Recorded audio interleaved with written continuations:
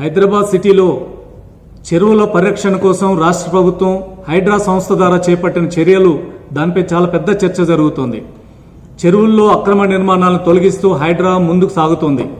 దీంట్లో మొదట శాస్త్రీపురంలో బమురుకుద్దీన్ దౌలా చెరువులో అక్రమ నిర్మాణాలు తొలగించింది.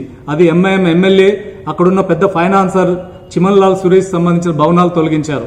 ఇటీవల ఎన్ కన్వెన్షన్ సినీ నటుడు నాగార్జున ఫంక్షన్ హాల్ని తొలగించారు.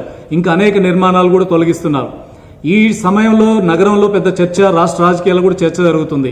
ఈ నిర్మాణాల కూల్చివేతలు అనేది చట్టబద్ధమేనా, ఇది సరైన పద్ధతిలో జరుగుతున్నాయా, ఇది కోర్టుల్లో నిలబడుతుందా అని చెప్పి చర్చ జరుగుతుంది.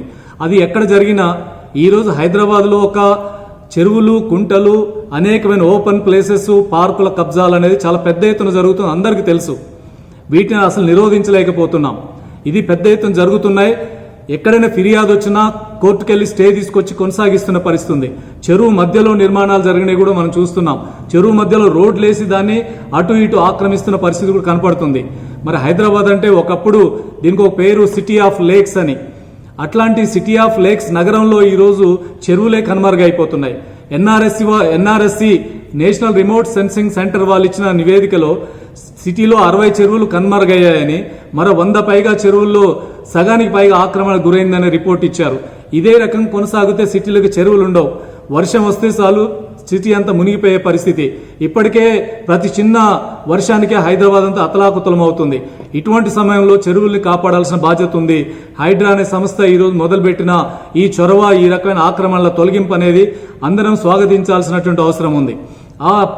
అదే సమయంలో ఎక్కడైనా ఏ ప్రాంతంలోనైనా పేదలు, మధ్యతరగతి, సామాన్య జనం తమ కష్టార్జితంతో చిన్న ఆవాసం ఏర్పాటు చేసుకుంటే వాటి విషయాలలో వ్యవహరించాల్సి వచ్చినప్పుడు సున్నితంగా వ్యవహరించాలి, న్యాయసమ్మతంగా ఉండాలి, వాళ్ళ జీవితాలు దెబ్బతినకుండా వ్యవహరించాల్సినటువంటి అవసరం ఉంది.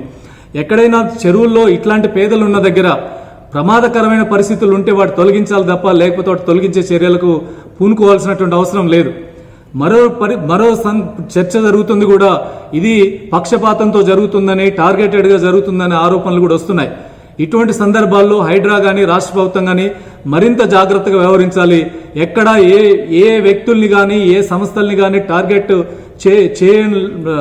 లేకుండా లేదా పక్షపాతంతో లేకుండా ఓపెన్గా ఎక్కడ ఏ రకమైన అక్రమ నిర్మాణం జరిగినా దానిపై చర్యలు తీసుకునే పరిస్థితి ఉండాలి. అది రాజకీయ పార్టీలతో నిమిత్తం లేకుండా, సంస్థలతో నిమిత్తం లేకుండా, వ్యక్తులతో నిమిత్తం లేకుండా ఈ ఆక్రమణల తొలగింపు అనేది జరగాలి. చెరువుల రిస్టోరేషన్ జరగాలి, నాలాల రిస్టోరేషన్ జరగాలి.